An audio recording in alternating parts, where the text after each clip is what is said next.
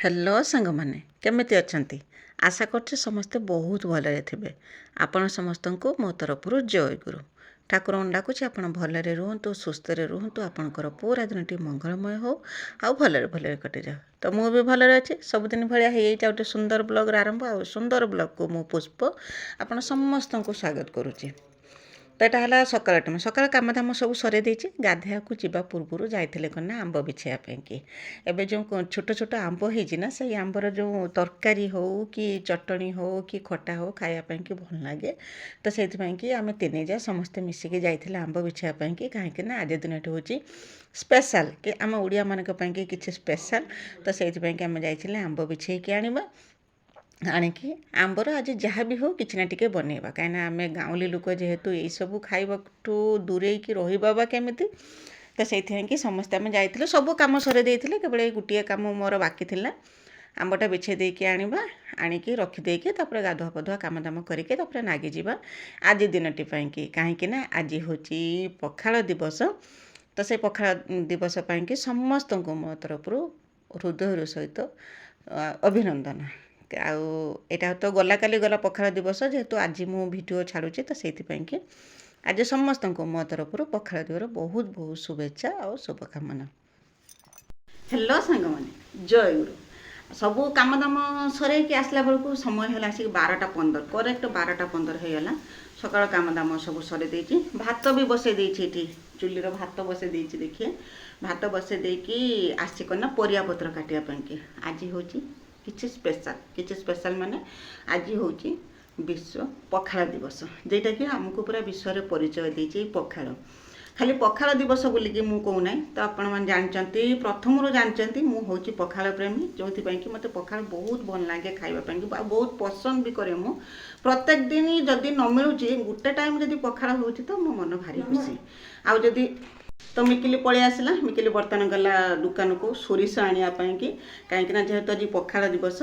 तो आज करना पूरा गाँव स्वाद आज पाइबे। आज जहाँ भी किसी मुझे रोषे करमी कि बाहर जिनस नुहे जहाँ आम बाड़ी घरे मिलूँ से सब जिनस पूरा गाँव स्वाद पूरा गाँवली खाइबा आज बनैमी जो कि पूरा गाँव माने जेरकम सजना छुई आलू बेसर पितागमा जे बाड़ी में था जो पितागमा भजा तापर कदली भजा आउ कना बड़ी चूरा सुखुआ पोड़ा एमती। तो भाभी यही सब जिनस बन कि पखाल दिवस पूरा हो माने पूरा गाँव स्वाद आज मुझे सांगे सब सेयार करमी जेटा कि गाँव स्वाद जेटा कि आमको परिचय देछि जो ओडिया बोलिकी जो परिचय देछि पखाल सांगर खाइबापी कि से सब जिनस बन बोलिकी मु सब जुगाड़ जंत्र करके आनिक रखी जेरकम कलम शाग खरड़ा जोटा कि आमर अति सहजर गाँव मिल जाए पोखरी गड़िया पोखरी जेपारे से नटी पड़ी कलम शाग हो जाए पितागमा बाड़ी जेटी थी से जाए आउ सजना छुई तो बर्तमान तो कथा तो मैंने न कहवा भल एमती क्या बाड़ी ना जे सजना छुई बाड़ी ना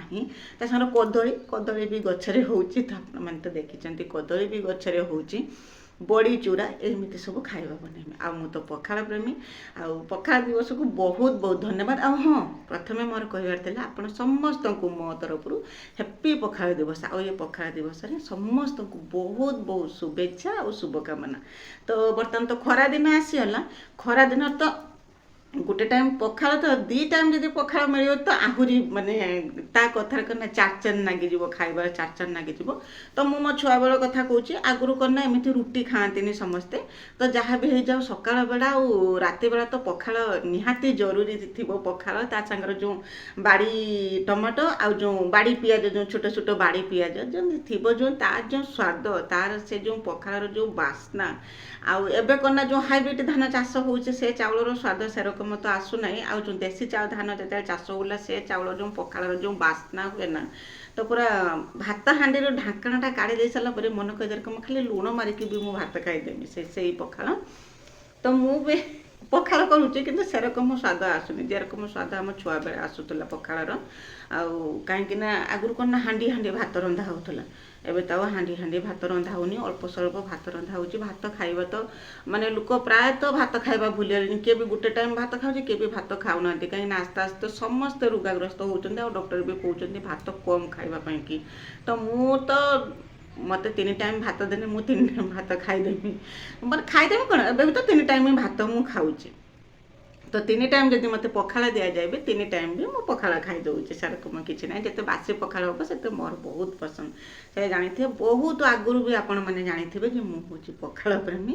ଆଉ ତ ଚାଲନ୍ତୁ ଯିବା, କହିଲା ବେଳକୁ କଥା ବହୁତ ଗପିଲା ବେଳକୁ ଭିଡ଼ିଓ ଲମ୍ବା ହେଇଯାଉଛି। ଚାଲନ୍ତୁ ଆଜି କ'ଣ କ'ଣ ସବୁ ତରକାରୀ କରିମି, ପୁରା ଗାଉଁଲି ତରକାରୀ, କିଛି ସେଥିରେ ମାନେ କିଛି କିଣା ଜିନିଷ, କିଛି ଭେଜାଲ କିଛି ନାହିଁ, ଯାହା ବାଡ଼ି ଘରେ ମିଳୁଛି ସେଇ ସବୁର ତରକାରୀ କରିମି। ଚାଲନ୍ତୁ ଯିବା।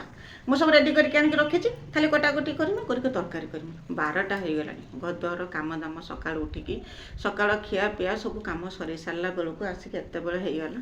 ତ ଆମ୍ବ ବିଛିବା ପାଇଁକି ଯାଇଥିନି, ଆମ୍ବ ଚଟଣିଟେ ଟିକେ ଯେହେତୁ ଆଜି କରିମି, ସେଇଥିପାଇଁକି କ'ଣ କରିମି, କ'ଣ ତ ବନେଇମି, ତ ନିଶ୍ଚୟ ତ ବନେଇମି ସବୁ ରକମ। ଚାଲନ୍ତୁ ବର୍ତ୍ତମାନ କ'ଣ ବନେଇମି, କ'ଣ କଟାକଟି କରିମି, ଚାଲନ୍ତୁ ଯିବା।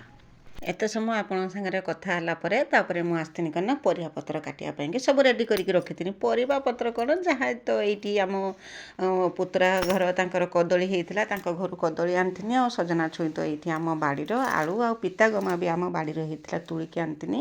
ଆଉ କଳମ ଶାଗ ବି ଆମ ବାଡ଼ିର ହେଇଥିଲା, ଲଗା ହେଇଛି, ସେଇଠୁ ବି ଘିନିକି ଆସିଥିନି କଳମ ଶାଗ ସବୁ ଆଣିଥିନି। ମୁଁ ଭାବିନି ଆଜି ଆଉ ଅଲଗା କିଛି ବି ଭେରାଇଟିର କରିମିନି, କେବଳ ଯାହା ଆମ ବାଡ଼ି ଘରେ ମିଳୁଛି ସେଇଥିରେ ହିଁ ମୁଁ ରୋଷେଇ କରିମି। ତ ସେଇଥିପାଇଁକି କଦଳୀକି ଚେକି ଚେକି କରିକି କାଟି ଦେଇଥିନି, କାଟି ଦେଇକି ଆଉ ସବୁ ପରିବାପତ୍ର କାଟିଥିନି ବି। ଆଉ ଭିଡ଼ିଓ ମୁଁ ଏତେ ଲମ୍ବା ଭିଡ଼ିଓ ବନେଇଥିଲିନି, ଆଉ ସବୁ କାଟି କୁଟିକି ରେଡ଼ି କରିକି ରଖିଦେଇଥିନି। ଆଉ ସବୁ ବି କାଟି ପାରିଥିନି, ଏପଟେ ରୋଷେଇ ବି କରୁଥିନି, ସେପଟରେ ପରିବାପତ୍ର ବି ଯାହା ଯାକ କଟାକଟି କରୁଥିନି।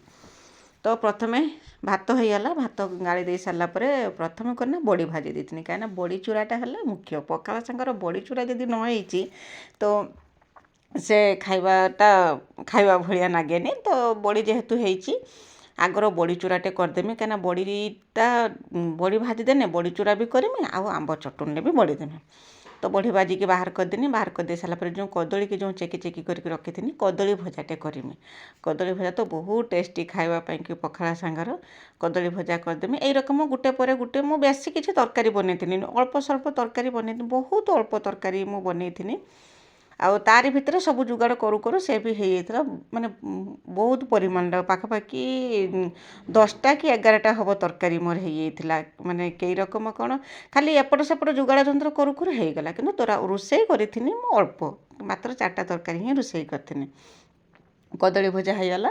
କଦଳୀ ଭଜା ହେଇସାରିଲା ପରେ ତାପରେ କ'ଣ ନା ମୁଁ କରିଥିନି କ'ଣ ନା, ଯେଉଁ ପରିବା ଯେ ସବୁ ଥିଲା, ସବୁ ରକମ ପରିବା ତାକୁ ମିଶାଇକି ତାର ଗୋଟେ ମିକ୍ସ ଭଜା କରିଦେଇଥିଲି। ଯେରକମ ସେଥିରେ କଦଳୀ ବି ଥିଲା, ଆଉ କଲରା ବି ଥିଲା, ଝୁଡ଼ଙ୍ଗ ବି ଥିଲା, ଭେଣ୍ଡି ଗୋଟେ ଥିଲା, ଆଳୁ ଥିଲା, ଆଉ କ'ଣ ନା ଯେଉଁ ବୋଇତାଳ ଫୁଲ ଯେ ବାବା ଆଣିଥିଲେ, ତାର ବୋଇତାଳ ଫୁଲର ଖାଡ଼ ଥିଲା, ଏଇ ରକମ ସବୁ ରକମ ଥିଲା।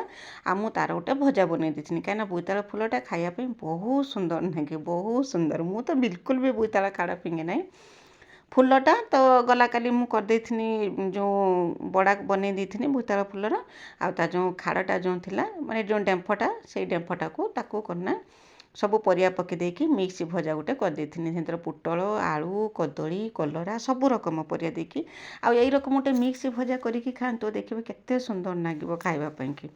ସେ ଭଜାଟା କରିଦେଇ ସାରିଲା ପରେ ତାପରେ ସଜନା ଛୁଇଁ ଆଳୁ ତାକୁ କ'ଣ ନା ହାଲକା ଟିକେ ସିଝେଇ ଦେଇଥିନି। ସିଝେଇ ଦେଇକି ତାକୁ ବାହାର କରିଦେନି। ବାହାର କରିଦେଇକି ତା ସୋରିଷ ବେସର ଦେଇକି, ମୁଁ କେବେ ବି ଏରକମ ଭାଜେ ନାହିଁ। ଆଉ ମୁଁ କ'ଣ ନା ସବୁବେଳେ ତାକୁ ମାନେ ରସା ରସା ରକମ ରଖେ। ଆଜି କିନ୍ତୁ ତାକୁ ପୁରା ଭଜା କରିଦେଇଥିନି, ଯେମିତି ପୁରା କଡ଼କ ଫ୍ରାଏ ଯେରକମ କରନ୍ତି ସେଇ ରକମ ଭଜା କରିଦେଇଥିନି। ବହୁତ ସୁନ୍ଦର ଲାଗୁଥିଲା, ସଜନା ଛୁଇଁ ଆଳୁ ଯେଉଁ ବେସର ଦେଇକି ଯେଉଁ ଭଜାଟା ହୁଏ, ବହୁତ ସୁନ୍ଦର ଲାଗୁଥିଲା। ତାକୁ କ'ଣ ନା ସିଝେଇକି ବାହାର କରିଦେଇ ସାରିଲା ପରେ ତାର କ'ଣ ନା ତାକୁ ଆଉ ଥରେ ତେଲ ଦେଇକି, ଆଉ ମସଲା ଯେ ବାଟିକି ରଖିଥିନି, ଆଉ ତା ଦେହରେ ଗୁଣ୍ଡ ମସଲା ଯେମିତି ଲଙ୍କାଗୁଣ୍ଡ, ଜିରା ତ ବଟା ହେଇଥିଲା, ଆଉ ଧନିଆ ପାଉଡ଼ର, କରି ପାଉଡ଼ର ସବୁ ପକାଇକି ତାକୁ ଭଲ ରକମ ପୁରା କଡ଼କ ଫ୍ରାଏ କରିକି ଭଜା କରିଦେଇଥିନି। ଭଜା କରିକି ତାକୁ ବି ବାହାର କରିଦେଇଥିନି। ଏଇ ରକମ ଗୋଟେ ଗୋଟେ କରିକି ତରକାରୀ ସେଇଠି କାଟୁଥାଏ ବି, ସେଇଠି ବି ଭଜା ବି ଭାଜୁଥାଏ, ଏରକମ ମାନେ ତରକାରୀ ବି କରୁଥାଏ। ଏଟା ବାହାର କରିଦେଇ ସାରିଲା ପରେ ତାପରେ କ'ଣ ନା ବାରି ଆସିଥିଲା ପିତାଗମାର। ପିତାଗମା ସେରକମ ବୋଇତାଳ ଆଉ କ'ଣ ନା ସେରକମ ସଜନା ଛୁଇଁ ଦେଇକି ପିତାଗମାଟା ଭାଜିଥିନି। ନିମ୍ବ ପିତାଠୁ ଏ ପିତାଗମାଟା କ'ଣ ନା ଟିକେ ଅଳ୍ପ ପିତା ଲାଗେ, ଖାଇବା ପାଇଁକି ଭଲ ଲାଗେ, ବହୁତ ମାନେ ବହୁତ ଭଲ ଲାଗେ ପିତାଗମାଟା। ପିତାଗମାର ଆପଣ ଚଟଣି ବି ବନେଇ ପାରିବେ। ତ ମୁଁ ତ ପିତାଗମା ବାଇଗଣ ଦେଇକି ତା ଯେରକମ ଭର୍ତ୍ତା ଯେରକମ କରନ୍ତି ସେରକମ ବି ବନେଇ ଦିଏ। ତାର ବଡ଼ା ବନେଇ ପାରିବେ, ତାର କ'ଣ ନା ପିତାଗମା ତାକୁ ପତ୍ର ପୋଡ଼ା ବି ବନେଇ ପାରିବେ, ହାଲକା ଟିକେ ପିତା ଲାଗେ। से पितागमा भजा करदेती बोईताल देकी भजा कने मते बहुत सुंदर लगे मोर आलू अपेक्षा बोईताल पकईकि भाजिने भल लगे कहीं बोईतालटा मीठा लगे आउ ता सांगर जो पितागमाटा जो हल्का हल्का टिके टिके जो पिता नागुथुबो सेइथिपाई कि मते भारी पसंद बोईताल देकी पितागमा भाजिने तो तापर बोईताल और सजना छुई जो दर भजा हो गला माने अदा सदा जेरकम भजा हो गला से समय दे कना पितागमा ताको कटाकटी करके धोई धाईकी रखी कना ता देहर देदेनी देदेकी भजा भाजी आउ कना जिते मु शाग खड़ी थी एतिक कर सारा पर शाग खड़ी थी किंतु शाग खड़ार मु भावुची वीडियो होईची बोलिकी देखला बेलू वीडियो है नहीं तो पितागमाटा बाहर कर भजा भात देथिनी तापर आनथिनी बाइगण को पुड़ीकी आउ करना जो कलम शाग ताकू भी खड़ेथिनी किंतु कलम शागर वीडियो देखला बेलू हो पारि ना मु भावुची है देखला बेलू जो एडिटिंग करने की वीडियो खोजनी शाग खटार वीडियो होती तो शाग खड़ीदेनी शाग खड़देकी बाहर करदेनी देखी पारे से भाजिकी भी मुझे ताटिया रखी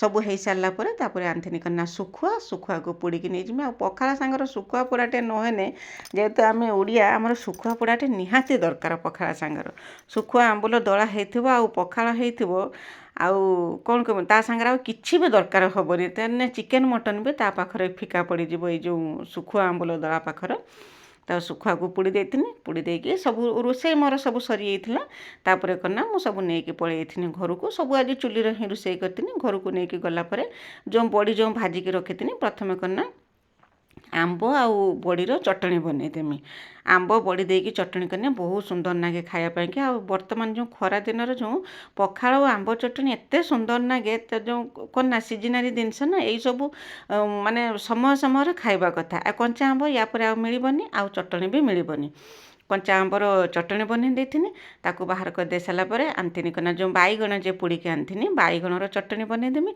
आउ कना आलू चटणी भी मु बनईथिनी तार वीडियो कर पारलिनी आलूटा कना मु प्रेसर कुकर रे बसई देथिनी सेतिपाई कि आलूर भी चटणी बनई देथिनी आ बड़ी चूरा भी करथिनी एतिके सब रेडी कर दे सारा पर तापर कना भात को ताकू प्रथमे पानी देकी पखाली देथिनी पखाली दे सारा पर दे देथिनी दही दे सारिकी सोरिष आ भुर्सुंगा पत्रर छुंक दे देथिनी ता देहर देथिनी आंब कषि अदा छेचिकी आंब कषि अदा टिके देथिनी आ कना देथिनी लेंबू मोर रेडी होइतिला पखाल रेडी होइतिला आ ये पखाल देखि काहा काहा पाटिर लाळ गडुची मते कमेंट करिकी निश्चय जणेबे सब रोषेबास सरला रोषे सर देखिए आसिक पहुँचे आ पखाल भी छुंक दे देछि भात जे रांधथिनी तो चलतु सब किंतु आज पूरा गाँव स्वाद पाइबे जे सब रोषे होइछि तो चलतु कौन आज रोषे करछि देखिबा माने बहुत टेस्टी किछि माने बाहर किना जिनस सेरकम किछि नाई जहाँ घरे जिनस मिलता से ही सब रोषे करछि देखे चलतु कौन सब रोषे करछि